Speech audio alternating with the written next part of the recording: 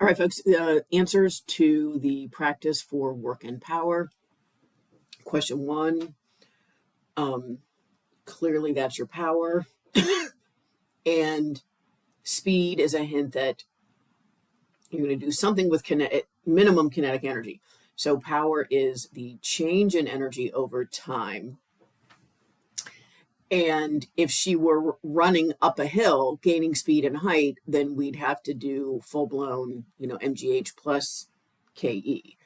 But she's only changing her speed. So the change in her energy, she's not changing height. There's no springs. There won't be any springs on the quiz. So her 250 watts is the change in her kinetic energy over time. For some reason I'm writing super huge. So 250, and she started at rest, right? Because it's the beginning of the race. So her final kinetic energy is going to be 1/2 60 times 5 squared over time.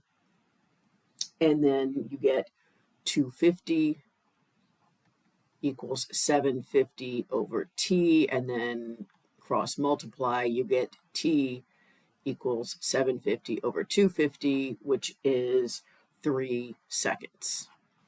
So D.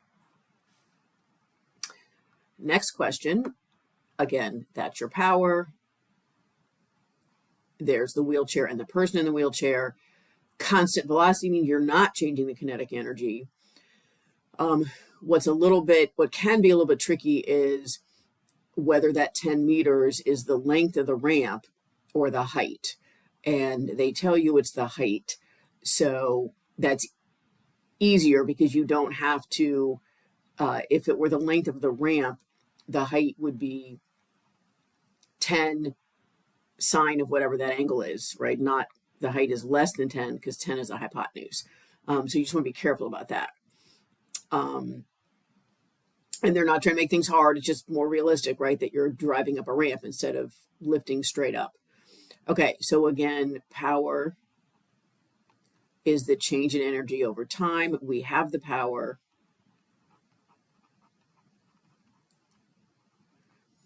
And this time we have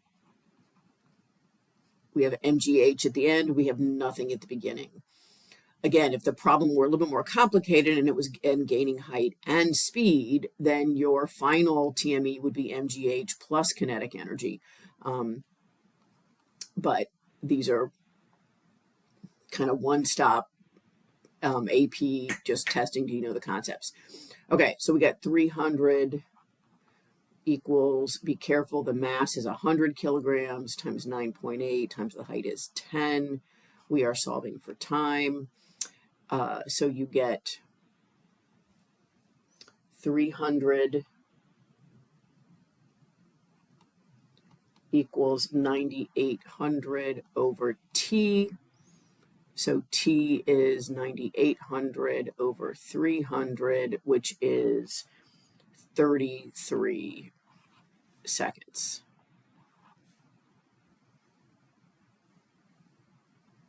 Okay, number 3. Rock of mass 4 kilograms drops from a 40-meter high cliff, so it might help you to draw a picture A and B. Here's your rock. Drops, I assume, means V naught is 0. And it feels 20 newtons of air resistance. At what speed will the rock hit the ground? Okay, so the hint that this is more energy than power is you're going from point A to point B. So as it falls, it has the weight and 20 newtons of air resistance. 20 air resistance is just like friction. So you can do this 2 ways. You can say that the object is just the rock and you've got the weight. You can say that the system is just the rock and the weight is doing work and air resistance is doing work. And the rock itself only has kinetic energy. I think that's a little bit trickier. So I'm going to say, I'm going to put the Earth in the system And then the only external force is air resistance. And so at point A, we have mgh, drop from rest. The work done by air resistance is going to be F. D is 40 meters, cosine of 180, because the motion is down and air resistance is up, equals TME at B. Oh, that's kind of what we're looking for. So we're gonna put kinetic energy at the end. Sorry about that. Equals 1/2 mv squared. Okay, so let's plug in the numbers. 4 times 9.8 times 40 meters high. That is a huge cliff. Minus 800 joules equals 1/2 4 v squared. Okay, and then v squared, I get 384. So the speed when it hits the ground is 19.6 meters per second. Sorry about the sloppy handwriting, or rounding to 20. All right, question 4. They changed the wording of the AP they changed the kind of the feel of the multiple choice to be more, it's a long story, but based on some certain type of they changed it to be more, trying to be more conceptual. And by doing that, they made the multiple choice, everybody on the listserv agreed, more reading, equally reading comprehension as physics. So I had this in my files because if people are taking the AP, I want them to get a sense of what it looks like. But I would draw you a picture. This is just so much reading, where you could have gotten the same information so much more efficiently from looking at a picture. Okay, so you have motor number 1 that lifts an object. It doesn't matter what it was, and they give you the weight of the object instead of the mass, which is kind of a little bit confusing maybe. But they lift motor number 1, certain power, lifts an object with a certain weight, a certain height. And then motor number 2 has twice the power, but it lifts the box or whatever it is the same height. So it's the same box to the same height. But because it has twice the power, the time may or may not be the same. And the work may or may not be the same. Okay, so that's what they're trying to test. Okay, what is the work done? The work is the change in the TME. And they both have the same MGH, and they're both at rest, so they have the same TME. So the work done has to be the same. So just because something does something faster doesn't mean it did more work. It just means it did it faster. Okay, it accomplished the same job. It transferred the same amount of energy. So I think that's what they're trying to trick people on there, or measure that you know. What is power about? It's about doing it faster. So it got the same job done, but it did it faster. So it's going to do it in less time. So the answer is question C.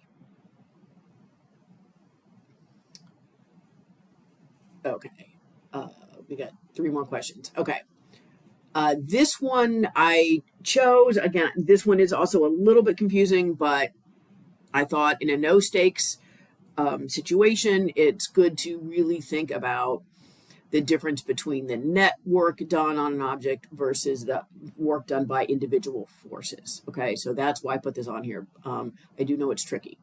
So if you're listening to this, hopefully it will help clarify things.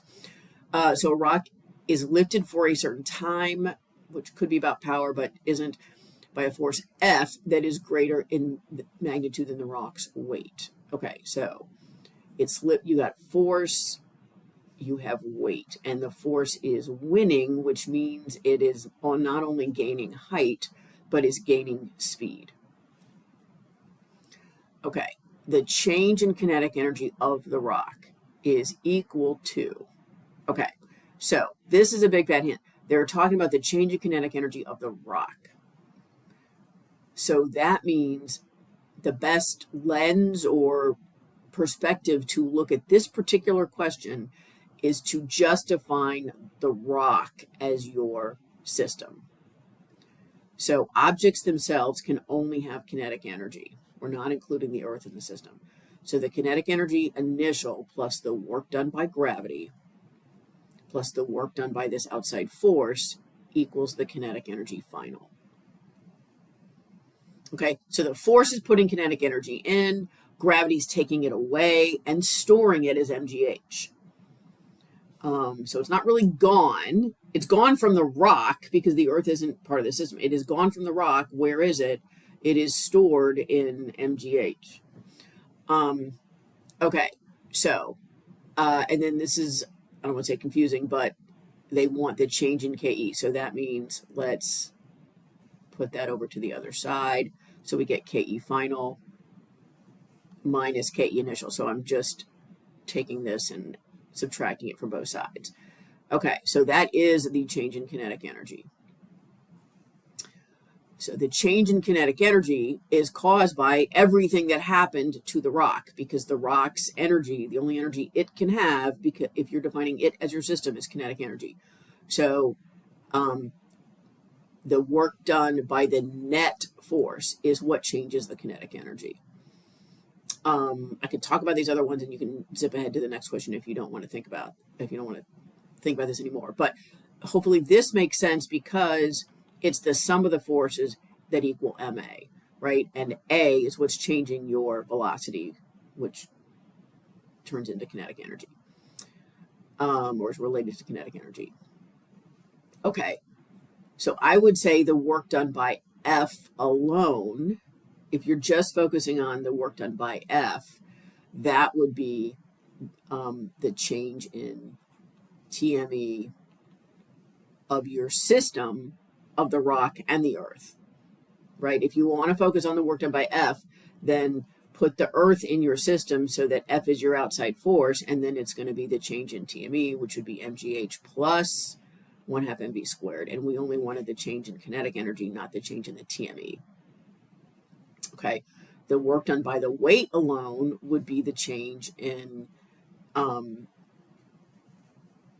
technically negative the change in mgh. Gravity's doing negative work and is turning into mgh. So the work done by the weight would be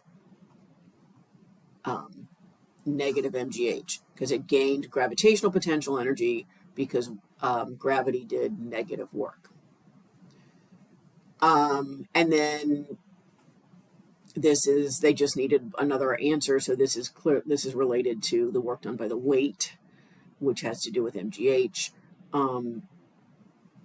Oh, I know what they're trying to get you to.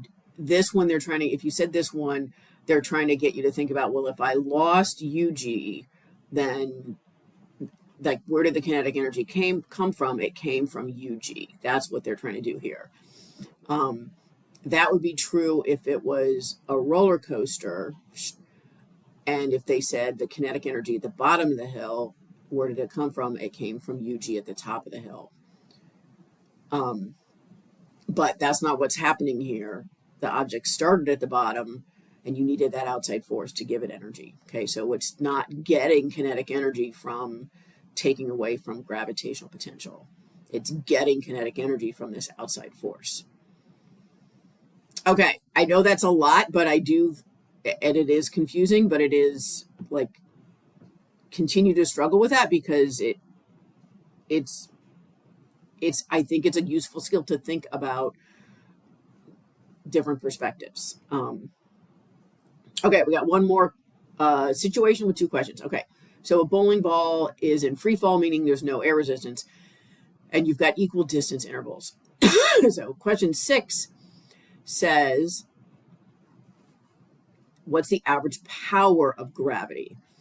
And power is, if you're focusing on a specific force, the easiest way to do that is say, oh, I'm talking about a force, focusing on the force, so I'm going to do Ft cosine theta over T. Well, the force of gravity is constant, and the distance is constant. So I wrote this question for a test. This is what I'm trying to measure is, okay, this is the same and this is the same, but guess what? The time is not the same. This time interval is going to be shorter because it's speeding up. So gravity did the same amount of work, but it did it quicker because it's falling through that distance quicker. So the power, and then you got to read carefully, the power in the early time is going to be less than the power in the later time because I'm going slower there. So gravity is doing the job more slowly. Okay, and then the last question is the work done is equal to the work done, because the work is F, which is the same, the weight, the distance, which is the same, times the cosine of 0, because the force is with the motion. All right, hopefully that was helpful.